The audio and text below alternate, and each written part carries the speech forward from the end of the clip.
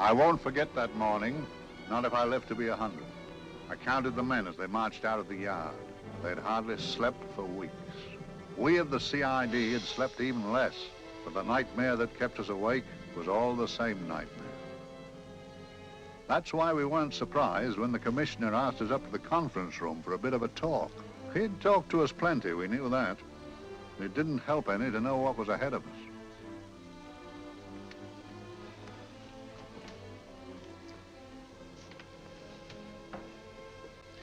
Must we have that window open, Gregson? Oh, shut it if you want to. Chief will be in enough of a temper without having a ruddy blast down the back of his neck.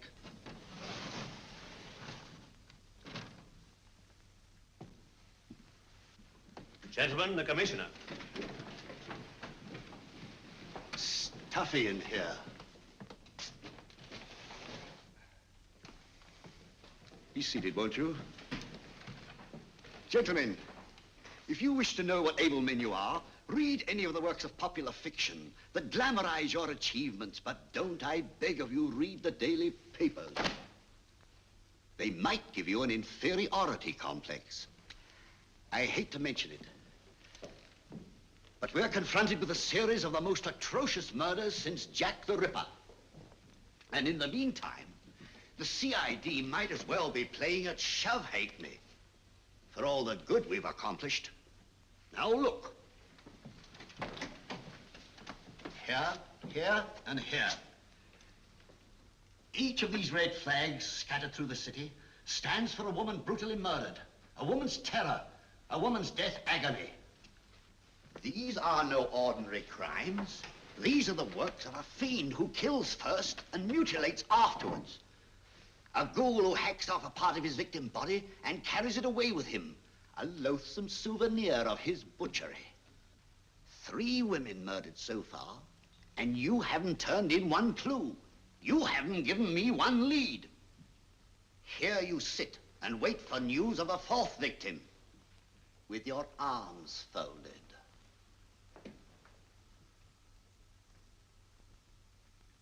Well, we hadn't long to wait. It was down Lambeth Way where a young woman was hurrying home late last night. She saw something and stopped. It was a constable. He spoke to her and he walked along with her, just in case. He saw her go down the stairway to the basement lodging where she lived. We can only surmise what happened after that.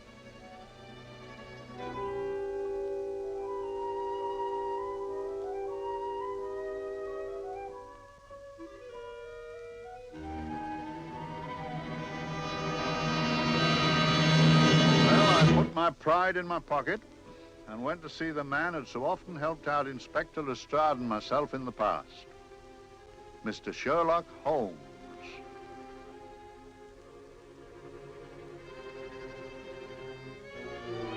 If ever a man needed help, I did.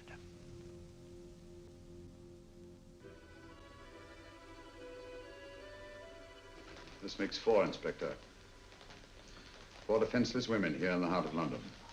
And everyone with the right forefinger hacked off. Not hacked, Inspector Gregson. Cleanly, expertly severed. The work of a skilled surgeon. That's our only clue. Much about the age of my sister's girl. Is there no way of stopping this, Mr. Holmes? Yes.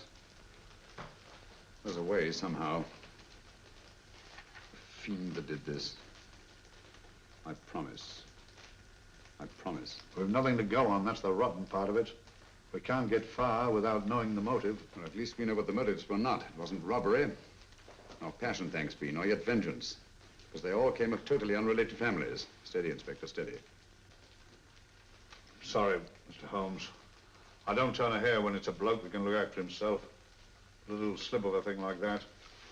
Yes, it's horrible. Come on, let's get a drink.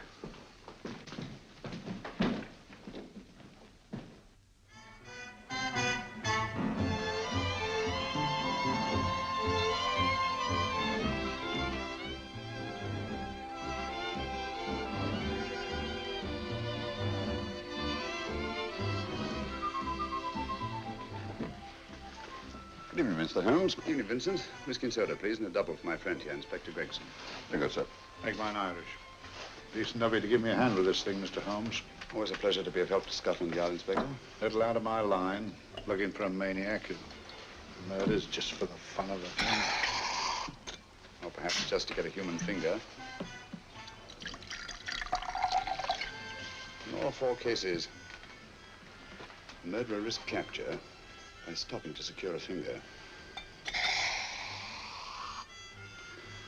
Wonder what for? Who knows? He's just a madman. Perhaps there's method in his madness. If we could just trace those missing fingers. If we could just drain the English Channel, we might find a penny. Huh? Oh, thank you. You may keep those, Mr. Holmes. Thank you.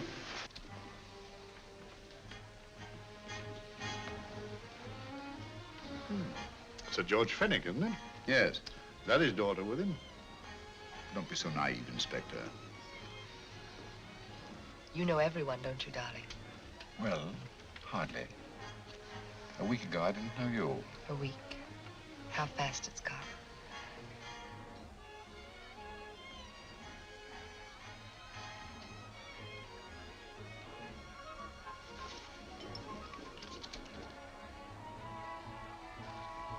I collect these things.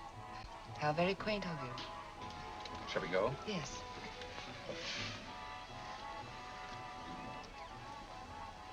What are you looking at, Mr. Holmes? Looking at a very handsome woman. Not fond of the purple, but giving an excellent imitation. Would you like to come to my flat for a nightcap? Lovely idea. Yes, isn't it?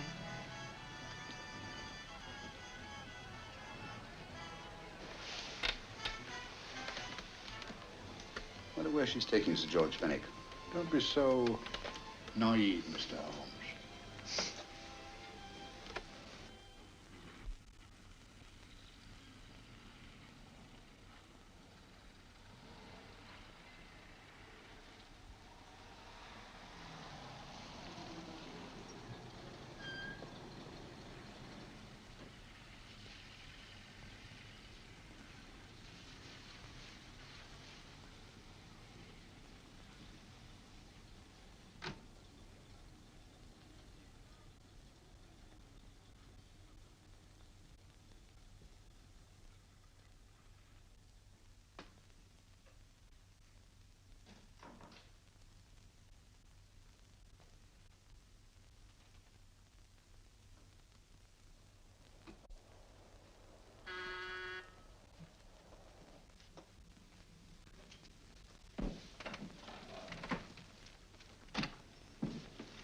Good evening, Mum. Hello, Grandon. Any messages? No, Mum. Thank you. Drinks, Grandon. One of your nice surprises. Yes, Mum. I say, you don't mean that, Grandon's a marvel, aren't you, Grandon? Yes, Mum. You wouldn't believe the things she can do. Ah, charming place. Delightful. Really? Do you think so? I'm so glad. Do sit down. Do you mind?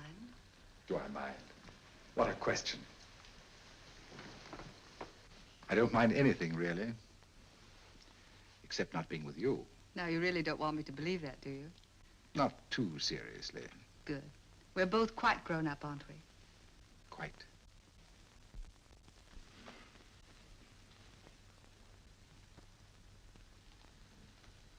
You're a treasure, Grandon.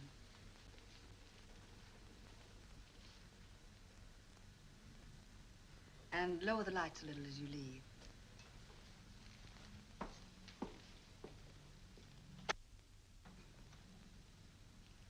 I prefer a more flattering light. In any light, you'd be... Would I? And don't you know it? Perhaps I do.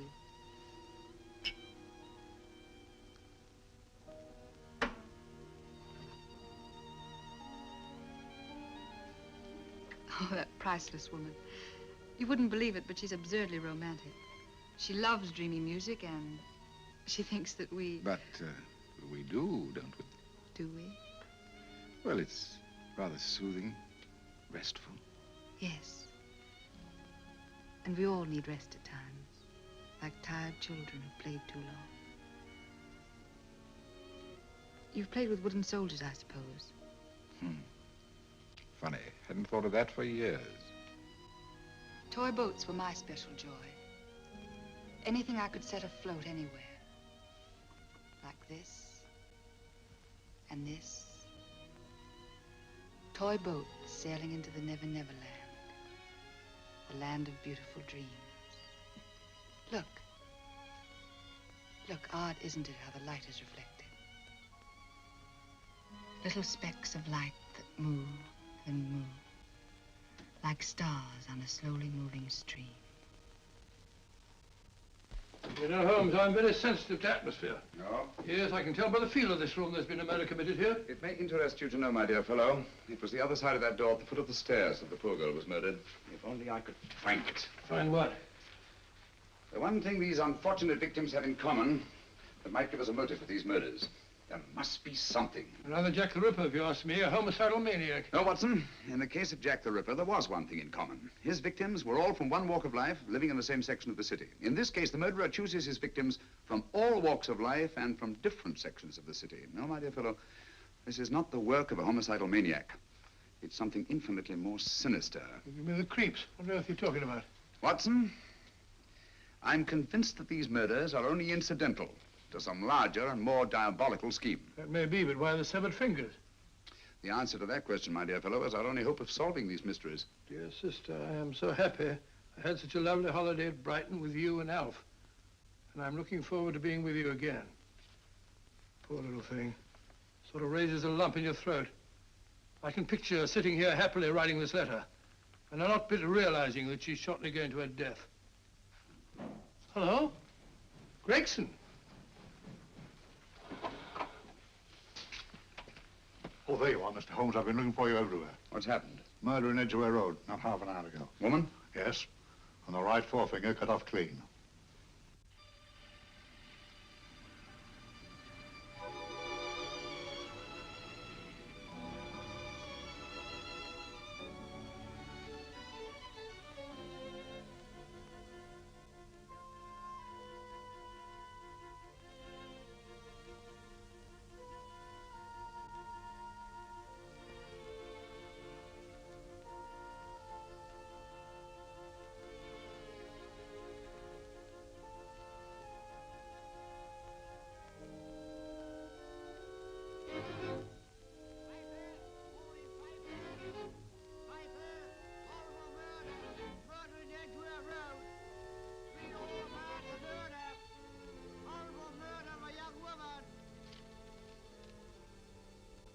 Piper!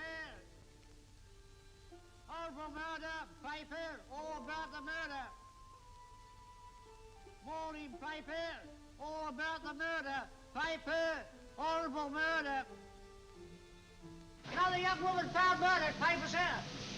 Horrible murder, Piper! Piper! Read all about it! Get your Piper! Murder in Edgware Road! Horrible finger murder. Shocking murder. Murder in Edgware Road. Horrible murder of a young woman. Read all about the murder.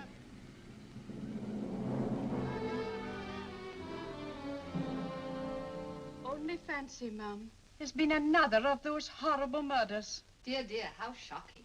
Yes, Mum. I really don't feel quite safe here myself. Oh, dear.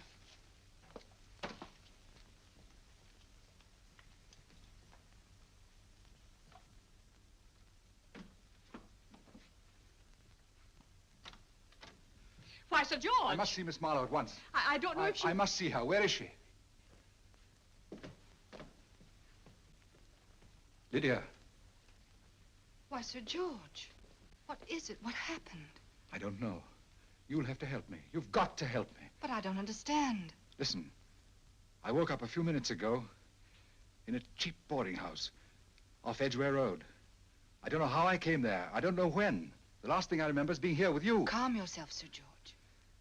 When did I leave here? Well, it was about,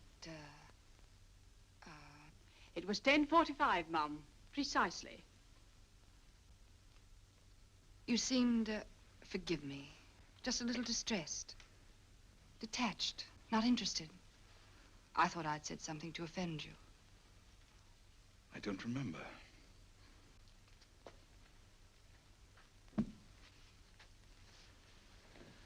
I can't remember.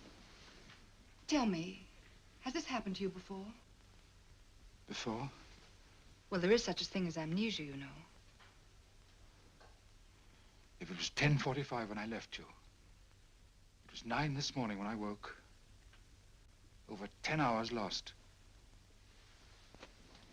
10 hours that I can't account for. And in my pocket when I woke, I found... Here in my pocket. That isn't...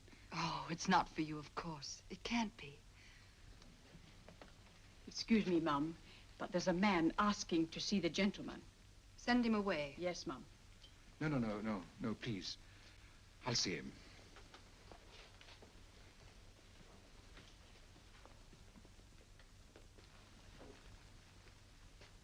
Well? Delightful room. Not much like the place you woke up in this morning. You followed me here? Yes. Are you a detective? Oh, no. Quite the contrary. Don't be afraid, Sir George. You know my name? Oh, yes. A very old and highly honored name. And being the bearer of such a name, and also a very wealthy man, I thought you might care to possess yourself of this trifle. Rather than let it fall into the hands of the police. It is yours, if I'm not mistaken. The initials, GF. Where did you get this? It came out of your pocket. I saw it fall, but you never noticed. You were very busy, bending over something with a knife. Then you put something in your pocket.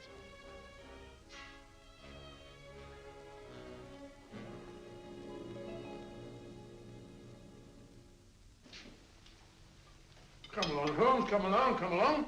How many more times must I tell you? You're missing a treat. This is delicious. Little jam tarts to follow. Aren't you tempted? You and your flesh pots.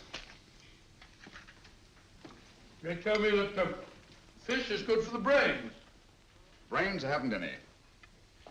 You realize that a whole day and a night have gone by since that bestial affair in Edgware Road? I'm as much in the dark as ever.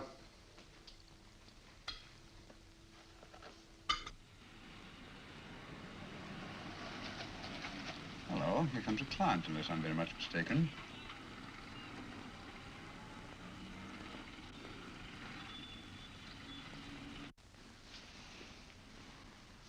Well, attractive. Very attractive.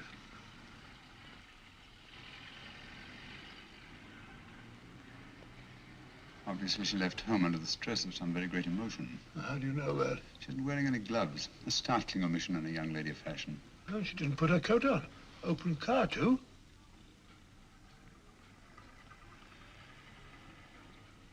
Furthermore, there's something in that bag she wants to show me. What makes you say that? The bag doesn't match her dress, indicating it was picked for size rather than style, to accommodate some bulky object. You amaze me, Holmes. What do you mention, my dear fellow?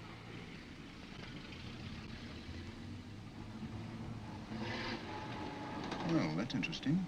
What is? A cab, turning at the empty house. Wonder why he followed her here. Oh, wouldn't you? Quite possibly with glasses.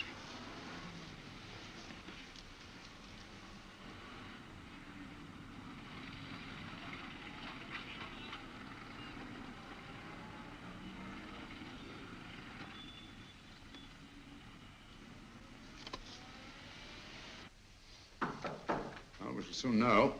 Yes, Mrs. Hudson? It's a young lady, sir. Most urgent. Ask her to come in. Go right in, miss. Mr. Holmes? Yes, this is my friend, Dr. Watson. How do you do? How do you do? Mr. Holmes, you must excuse me, please. Yes, well, won't you sit down? Come along. May I? It's quite all right. Thank you.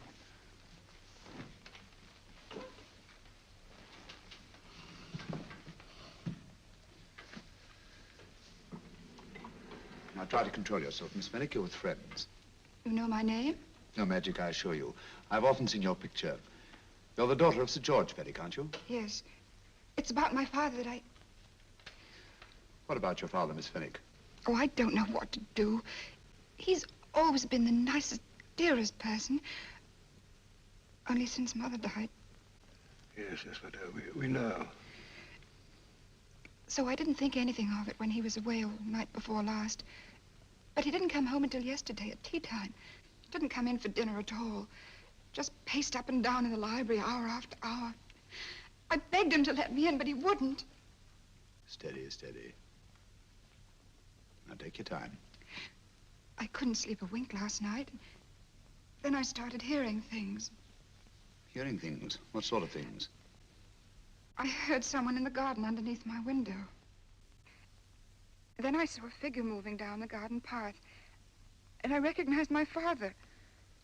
Stealing through his own garden like a thief.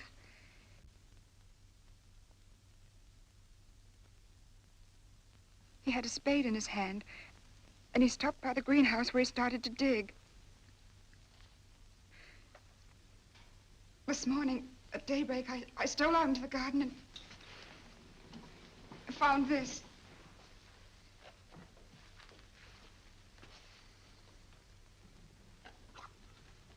A finger. A human finger. Ring up Scotland Yard, will you, Watson? Ask them to get hold of Inspector Gregson and tell him to meet us at once at George Fenwick's house, Kingston. Operator, get me Scotland Yard quick. Where's my father, Norris? He's still in the library, miss. Thank you. We'll see him right away. Will you come with me, please? Thank you. I got your message, Mr. Holmes. Yes, indeed. Dad, may I come in? Dad. That's funny. He doesn't answer. Do you mind? Please do. Thank you. Watson, quick. Oh, Come along, no, my dear. no. Take charge, Miss Fenwick, please. Sorry, sir. No, miss, please. Please come along with me.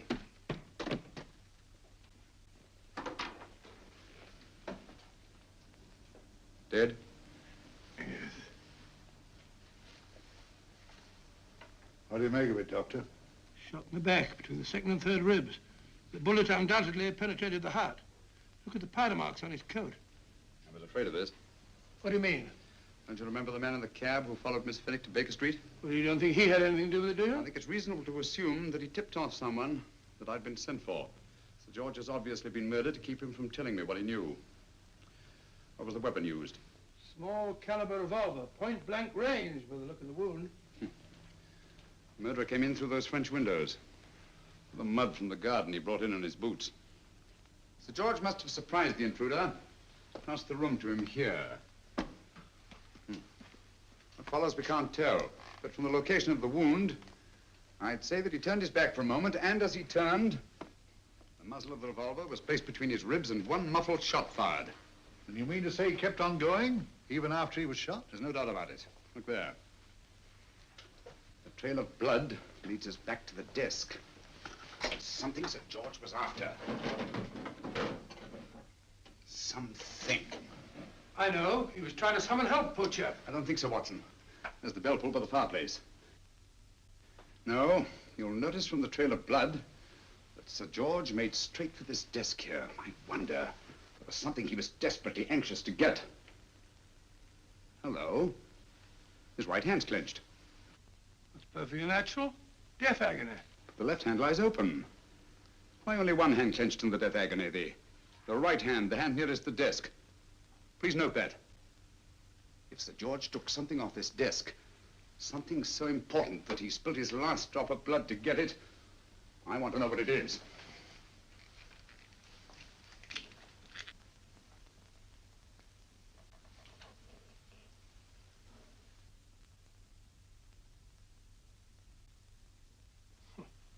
Nothing but an ordinary match folder. Where does that lead us? I imagine to something very important, Gregson. This match folder's from Pembroke House. Why shouldn't it be? He was there, you know. We saw him yesterday. Yes, but the effort he made after he was shot to get hold of this match folder. It's just possible he wanted someone to remember Pembroke House. He may have wished to recall it to someone who saw him there. Someone who, like ourselves, saw him with a woman.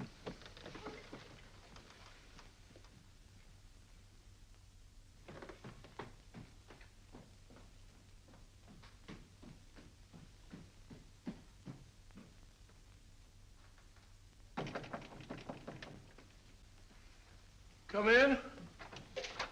Oh, Dr. Watson, this came by hand for Mr. Holmes, not 10 minutes ago. Thank you, Mrs. Hudson. That would be the report from Sir George's bank. Report from Sir George. Oh, really? Don't you remember his daughter told us that he'd just closed his account? Had it looked into at once.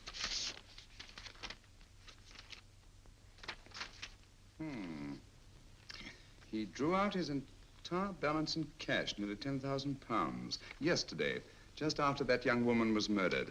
What does that suggest to you, Watson? That he paid it out to someone. Precisely.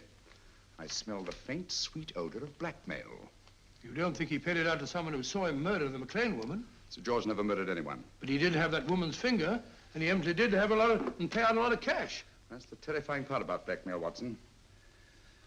The victim is afraid to fight the accusation, no matter how false. Once the accusation is made, his name is smeared, and sometimes his life is ruined. Well, Sir George didn't commit these murders. What fiend did? I rather think they're not the work of any one man. Oh, come, Holmes. You don't expect me to believe there's a whole organization going about killing people and chopping off their fingers. No, it's possible, quite possible. Well, whoever's behind all this thing must be out of his mind. On the contrary, my dear fellow, if my assumptions are correct, this little scheme has behind it the most brilliant and ruthless intellect the world has ever known. You don't mean Professor Moriarty? I do. Oh, steady, Holmes. You've got him on the brain. This is the third time in as many months you've suspected him of unsolved crimes. He's dead, you know. Is he? Is he? You know he is. He was hanged in Montevideo, well, over a year ago. I know that someone was hanged in Montevideo under that name. But I'll stake my reputation that Moriarty is alive and here, now in London. Hello? Yes, Dr. Watson, wait a minute. You me? Oh, yes? This is Dr. Watson speaking. No, I'm afraid I've retired. I don't practice anymore. What? Oh, that's a different thing. An emergency case. Well, just a minute. Yes? Yes, well, see, she's not moved. Remember that? Don't touch her till I get there. Fractured case in McCardle's Mews. Heavy woman. 14 stone. Oh. Look at dust. 14 stone. Just the sort of person who would hoist herself up on a stool to feed the canary. There ought to be a law against fat people keeping little dicky birds. Well, so long, old man. I shan't be very long. Haven't used that bag since I brought little Amelia. What's her name in the world? She grew up to be a very unattractive child. Well, who wouldn't with a name like Amelia? Oh, Amelia. Amelia.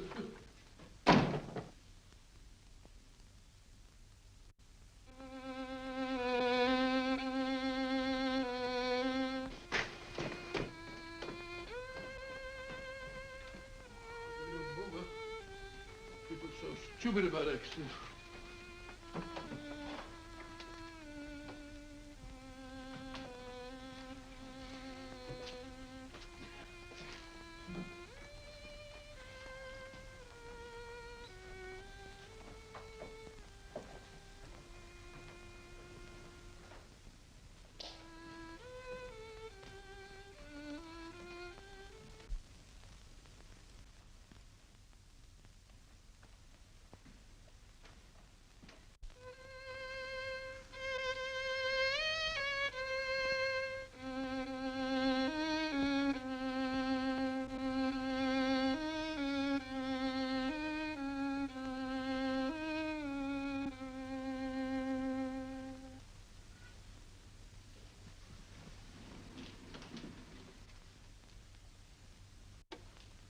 Professor Moriarty.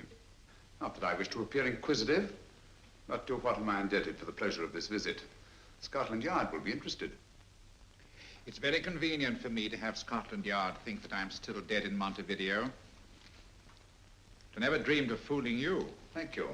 The thought occurs to me, Mr. Holmes, that there are some advantages in living within the law. You're very comfortably fixed here, aren't you? As I get on in life, the little comforts appeal to me more and more. Oh, I beg your pardon. Won't you sit down? Thank you.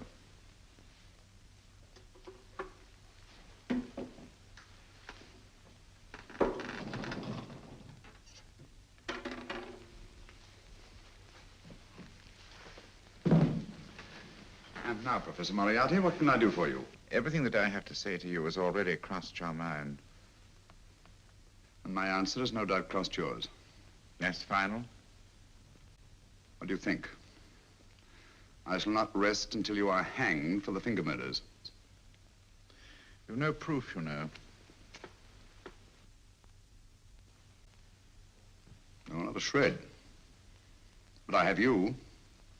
I could turn you over to the police here and now. You could. But if you did, you'd never see Dr. Watson again. Oh, the telephone call. Quite.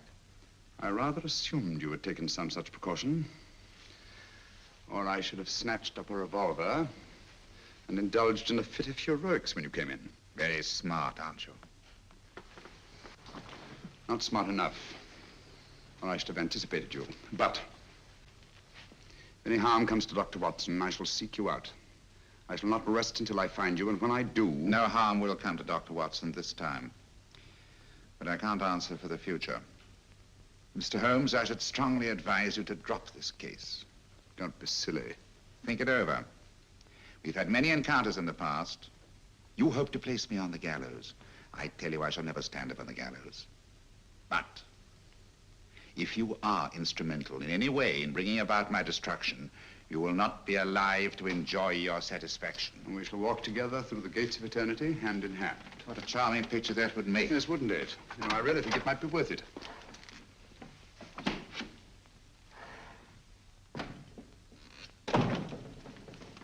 Shoelaces, Governor? Tuppence a pair. And strong enough to hang yourself. How many more times must I tell you I don't want your filthy shoelaces or your company? Shoelaces, Governor? Blasted impertinence. Run along, my good man, or I'll give you in charge. Shoelaces, Governor? Shoelaces, Governor? Help a poor bloke. What's only got one arm? Any luck with Mr. Holmes? You can read his obituary in tomorrow's papers.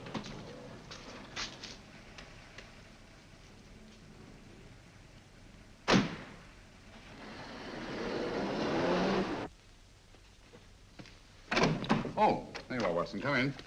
I was, just going out to look for you. Look for me what for? Suppose you don't think I know my way about. Well, you're right, I don't. Blast all practical jokers anyhow. Know where I've been? On a wild goose chase. Exactly. There's no such number in McCardle's Muse. Some fool's idea of a joke. Did you see anyone? No, nobody especially. Only a whining old idiot selling bootlaces. Persistent beggar, wasn't he? Stuck to you like grim death. Huh? How do you know? And finally left you for someone who looked like better pickings. Someone, my dear Watson, was Professor Moriarty himself. What? He's just called on me. Moriarty here and you let him go? But you must be out of your mind. Why? Well, he bluffed me into believing that he was holding a friend of mine as hostage. Friend of yours who? Oh, nobody very important, just a fat, lazy fellow. Medical man, I believe. Medical man? Do I know him? Yes, I think you do. A fellow by the name of Watson. Watson, never heard. Who, me? I'm afraid so, old fellow. Your street hawker's job was to do away with you in a certain contingency. And you let Moriarty go? Because of me? I had no choice. I can't afford to lose you, old fellow. Well, it's very decent of the old chap, I must say, but... I wish you'd nabbed him. We shall, never fear. I know the motive for the finger murders. All I have to find out now is the method used with the blackmail victims. Method? Yes. How does Moriarty get them to the scene of the crime? How does he plant those severed fingers on them? And how does he scare them into believing that they may have committed those atrocious murders themselves? Curious.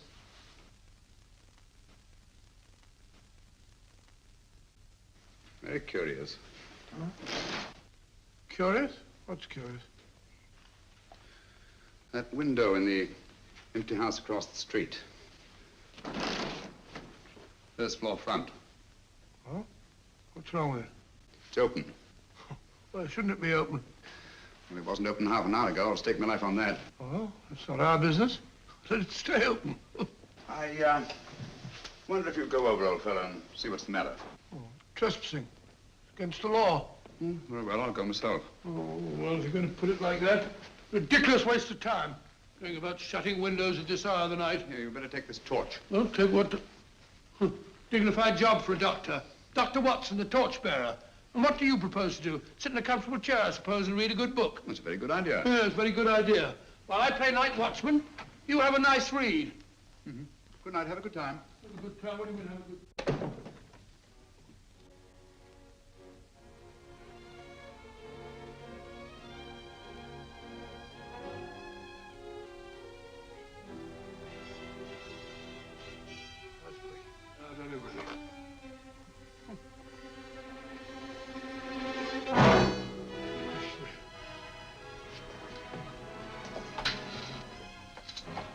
What's this for? Oh, umbrella stand. Pretty little thing to keep about the house. Must have been a pet.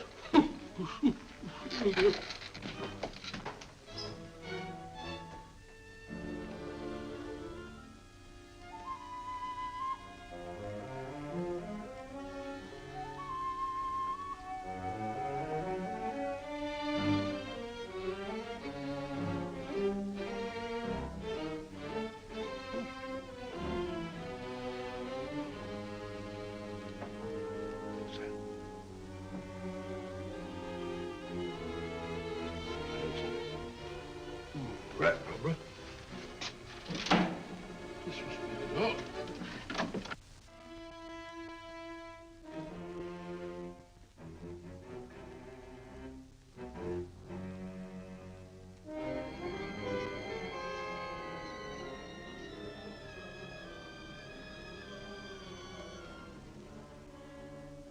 Well, he sits comfortably reading a book.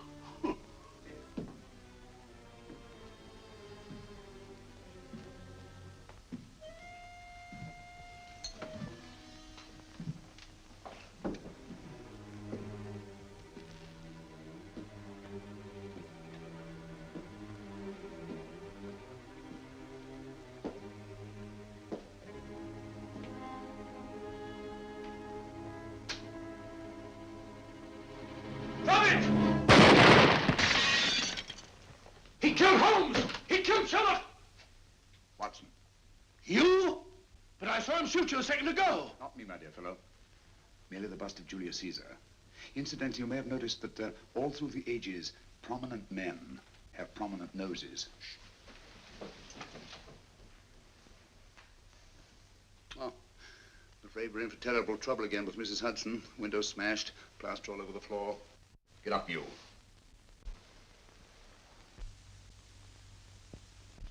Corporal Williams, Middlesex Regiment.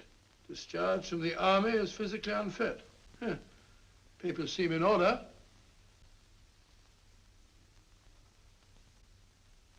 Now, Corporal Williams, you've seen service in the Far East, haven't you? The East? I thought so. Look at his complexion, Watson. Yellow as saffron. He's been taking atabrine. Cure for malaria. Sniper, aren't you? Sniper. Hmm. Why did you try to kill me? I had to kill him. I had to. Oh, snap out of it. Stop it, Watson. He's shamming. No, he isn't. Who told you to kill me? She told me. She told you? She told me I couldn't miss. Well, luckily you did miss, you murderer. He isn't a murderer, Watson. Listen, Corporal Williams. She told you you had to do it, didn't she? I had to do it. I've got it, Watson, I've got it. Got what? The method used in the finger murders. Well, what is it? Hypnotism, my dear fellow, hypnotism. And it wasn't against his nature, that's the devilish part of it. They picked a man for their purpose whose job was sniping. Who are they? Professor Moriarty and his finger murderers. Williams spoke of a woman. I think you'll find that she asked him home tonight for a drink. Nice quiet rooms, soft lights, music. You got it all pat, Mr. Holmes. What's the lady look like? Oh, up 30, nice figure, blonde, lustrous eyes. Oh, really?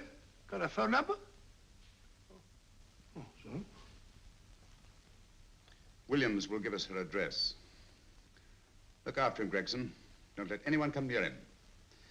He's our key witness in the finger murders. Well, I hope you're guessing right, Mr. Holmes.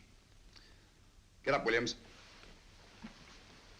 Now, go with Inspector Gregson anywhere he tells you. Come on.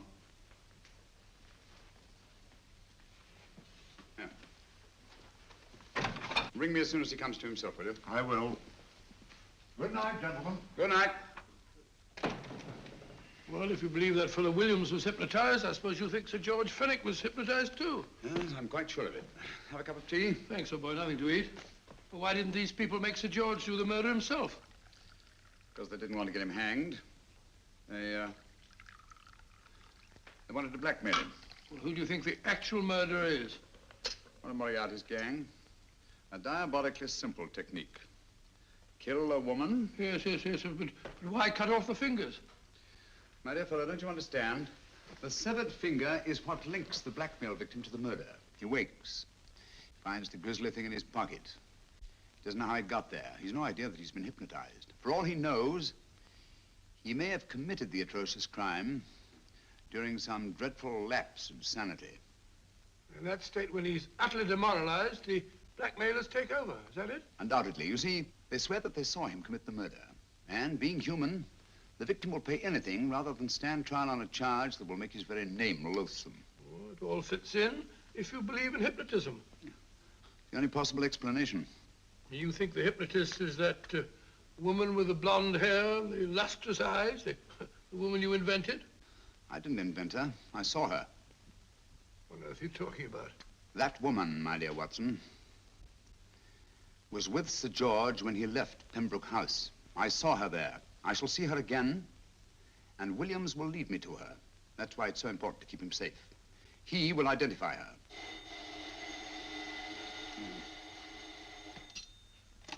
Hello? Yes? Inspector Gregson? What? Well, get every constable in the district.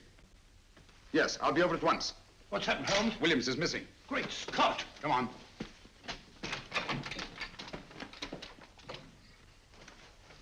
Lorry crashed into Gregson's car. During the confusion, Williams disappeared. Escaped, eh? No, kidnapped. To keep him from talking when he came to. You don't think that Moriarty... Moriarty? Anything is possible.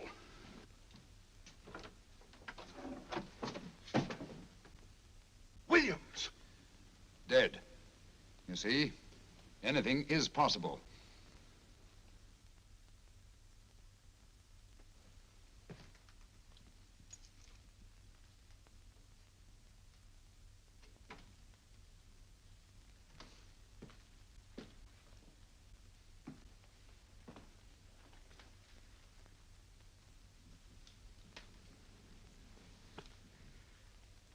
Oh, good morning, Professor Moriarty. You startled me.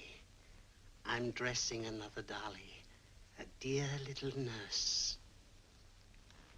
Is there anything wrong with your finger? Just a splinter. Nasty thing, splinters. Most trying. One can't be too careful, but I'll get it out for you.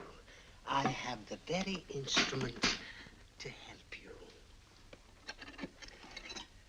Sharp enough to split a hair. Put those tools away until they're needed.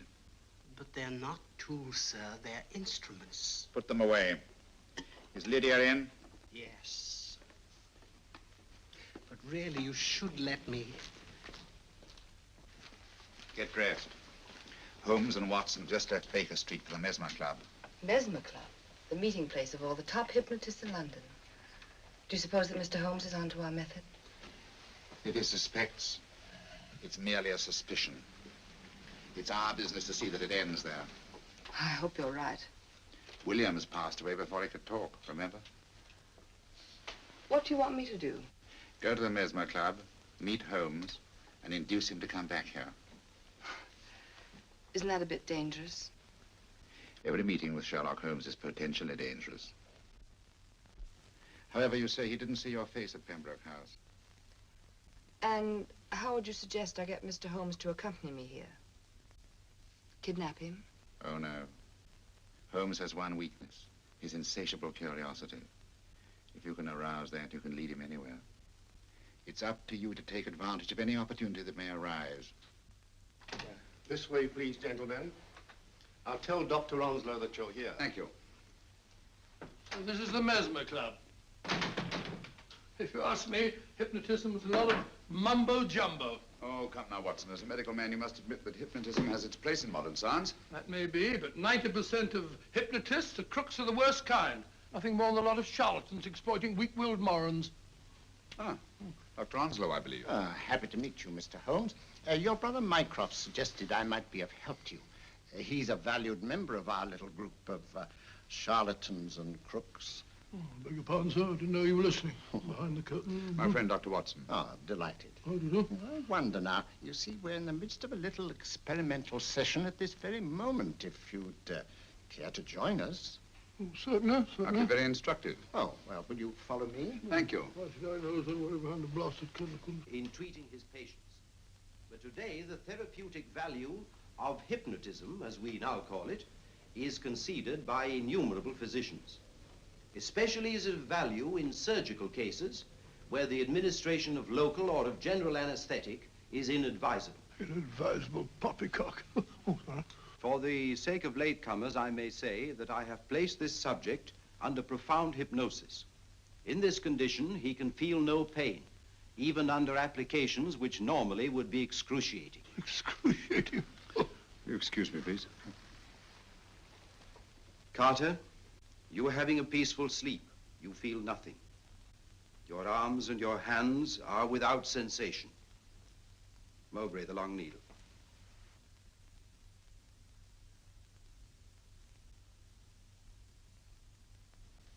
Carter, give me your right hand.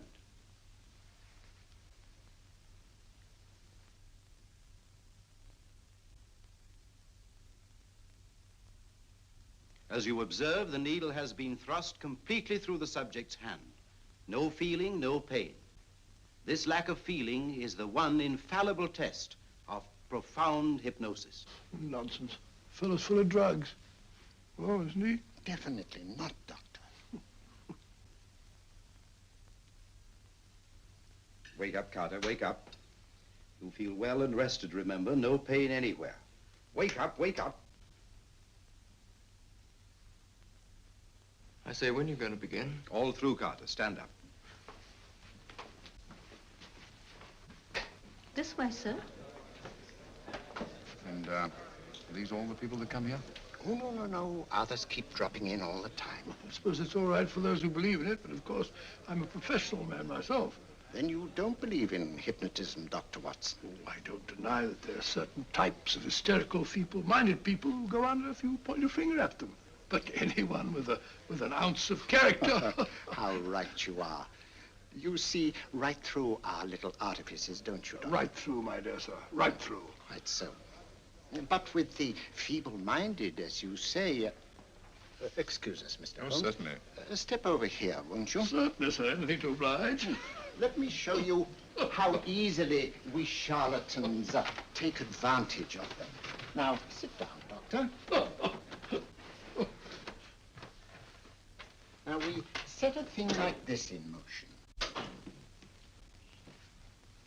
It's wonderful, the attraction on the feeble-minded, of course. The continuous motion, if they just let themselves follow it.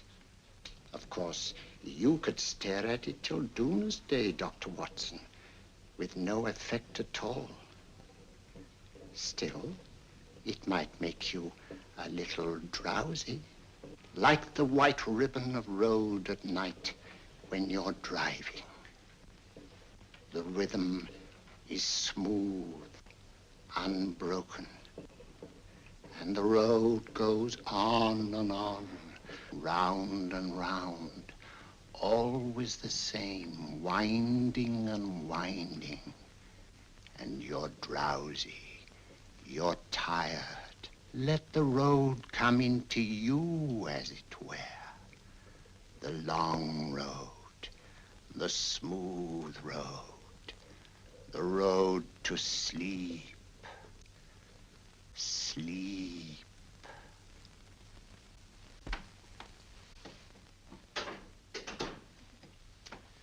Open your eyes. Stand up.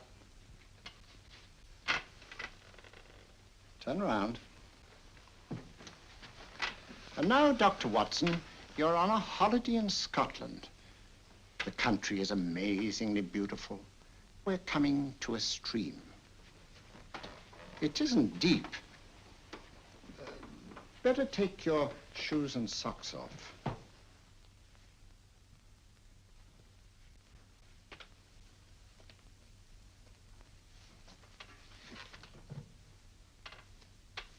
Roll up your trouser.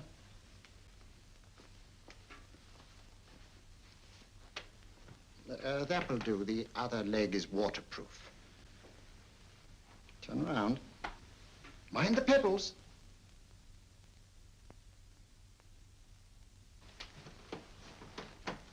Sit down.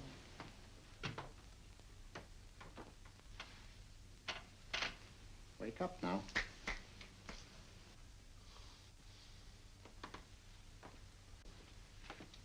There, you see? What did I tell you? It didn't work with me. Why, nobody with an ounce of character.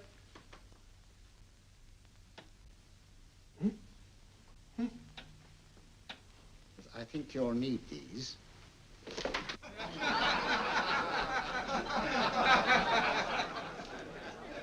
Nothing to laugh at. Watson, she's here. Oh, the woman you're looking for? Yes, I'm going to meet her. Perhaps I can induce her to take me to Moriarty. Do you think it's wise, Holmes? May not be wise, but it's essential. After all, I've held me on with Moriarty in the past. But isn't it dangerous? She might be a hypnotist. My will isn't stronger than hers. I deserve to be hypnotized. Shh. I feel I must protest, Dr. Onslow. I was told this was a gathering of serious students of a great science, and I find myself in a company of buffoons. Oh, my dear madam. Elliots and Esdale Braid. Were those men martyrs for the truth, that you may laugh over your childish, cruel tricks? I must say I'm in complete agreement with you, madam.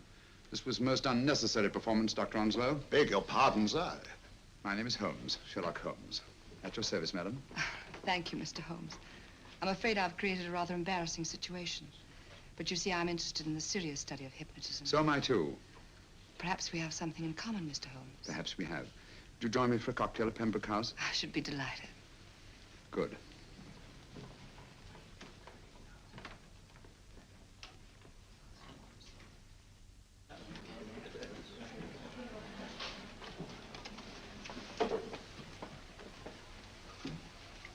Thank you. I didn't know there was such a pleasant place in London. It was so nice of you to suggest our coming here. I thought a little pick-me-up would do us good. You mean you thought I looked... I like the way you look. Thank you. I suppose I did lose my head a little at the Mesmer Club. But you see, hypnotism is almost a religion with me. I know so well what it can do to help, heal. And I can't bear to see it used for trivial purposes. I know very little about it. That's why I went to the Mesmer Club. You see, I'm rather puzzled just now with the case that I'm working on. How fascinating. Tell me about it. It's the murder of Sir George Fenwick. Fenwick? Who's he? Quite a well-known figure. Odd now I come to think of it. Last time I saw Sir George was here at Pembroke House. Strange. Yes, isn't it? He was sitting, I believe he was sitting at this very table. Cigarette? Thanks. Do go on. There was a charming lady with him. He was lighting a cigarette.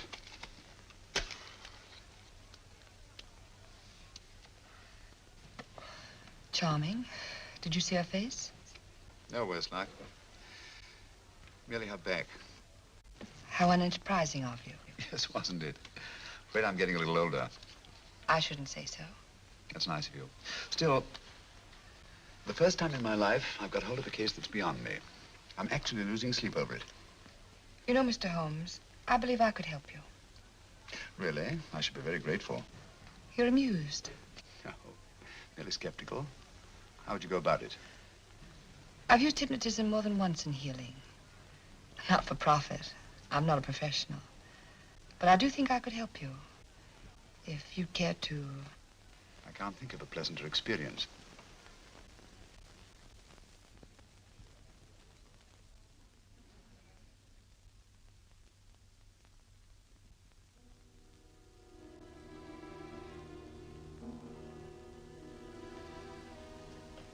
Low lights, music, is that all there is to it? You must relax, Mr. Holmes. I'm afraid you're a rather difficult subject. So I thought perhaps a little help. Materia medica might be advisable. Drugs?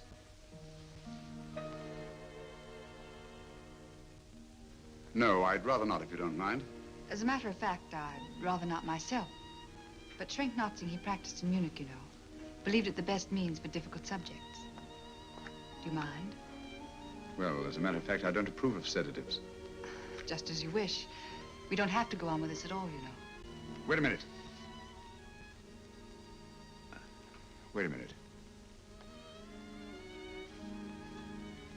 All right. I'll take a chance. It's really quite harmless. What is it? Cannabis japonica, an oriental soporific. You need water.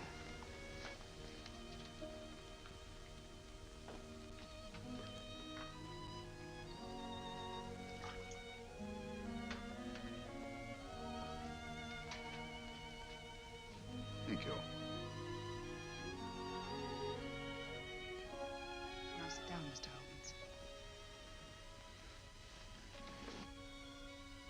Holmes. You'll feel yourself growing drowsy.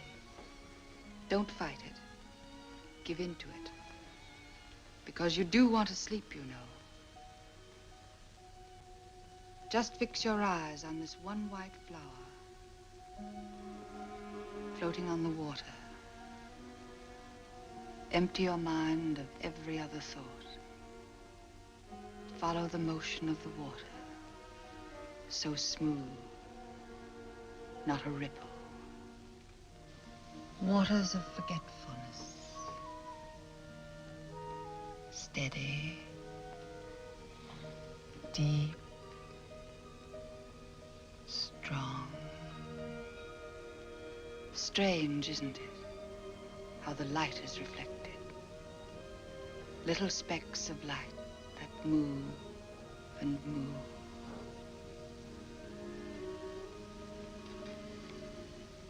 It's restful here. It's peaceful. It's friendly. And you're very close to finding what you're looking for. You'll find them soon now. The guilty ones. When you're rested, gentle waters closing over you. Steady, deep, strong. Drawing you down, down, down.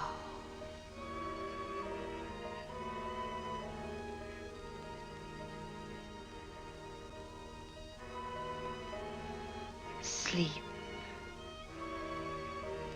Sleep. Sleep.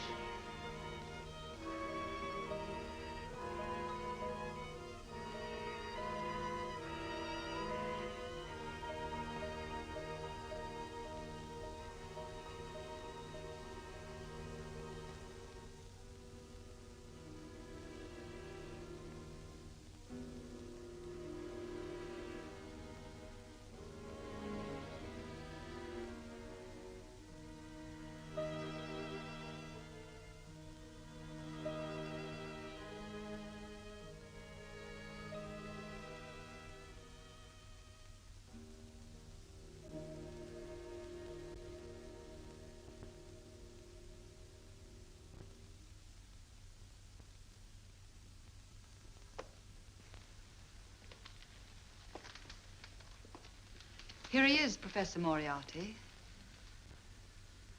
Stand up, Mr. Holmes.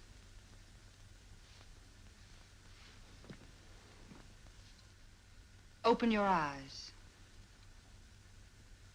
Face this way. Are you satisfied? We are dealing with a clever man. He may be shamming. There's just one infallible test for profound hypnosis. You ready, Dr. Simnel?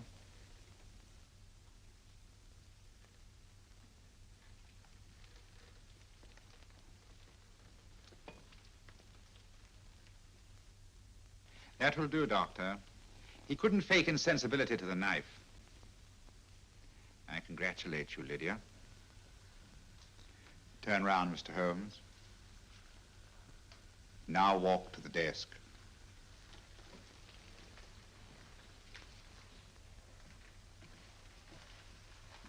Sit down. Take that pen and write what I tell you to write. I have at last found a case which I cannot solve.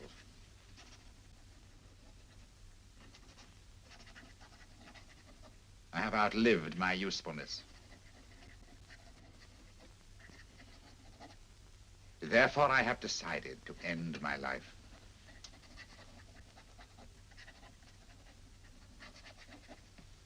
Sign your name.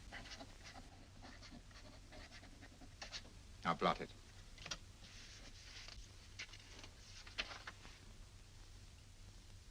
Fold it up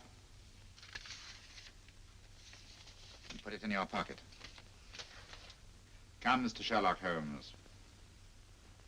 Go out onto the terrace. But it won't look like suicide, sir. I'm sorry, but Mr. Holmes' injuries must all be self-inflicted. Let's walk a little, Mr. Holmes. It's so pleasant here in the garden. Just step up here onto the terrace. It's a nice, broad terrace. Now turn to the left and walk slowly to the end of the terrace.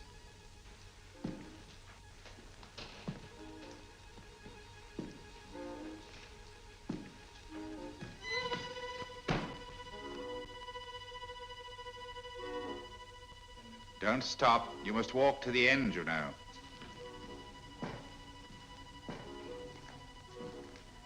The end leads to an open doorway. You can pass through it in perfect safety. In the room beyond the doorway, you'll find what you've been looking for. Must you drag this on? This is the moment I've been anticipating for a long time, my dear. Go on, Mr. Holmes.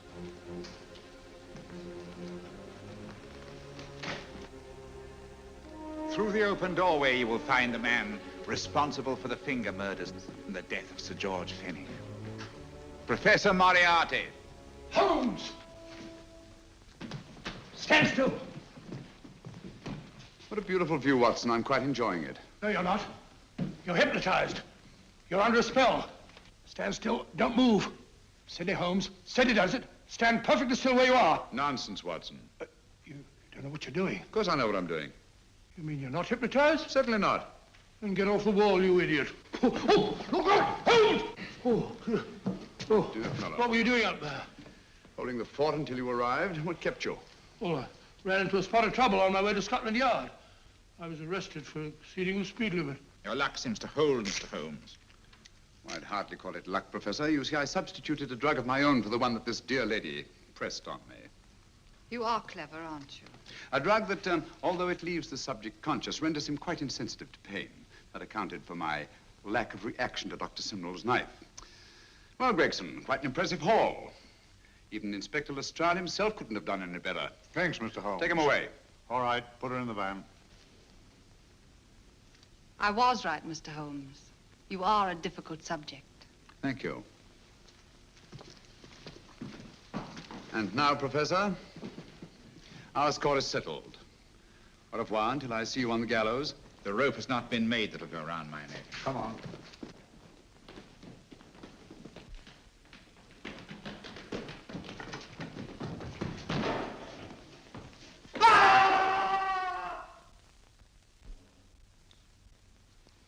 I'll take care of things, Mr. Holmes. Thank you, Inspector. Come on. An evil man, Holmes, but what a horrible death. Better than he deserved. What are you thinking of? I'm thinking of all the women who can come and go in safety in the streets of London tonight. The stars keep watching their heavens. And in our own little way, we too, old friend, are privileged to watch over our city.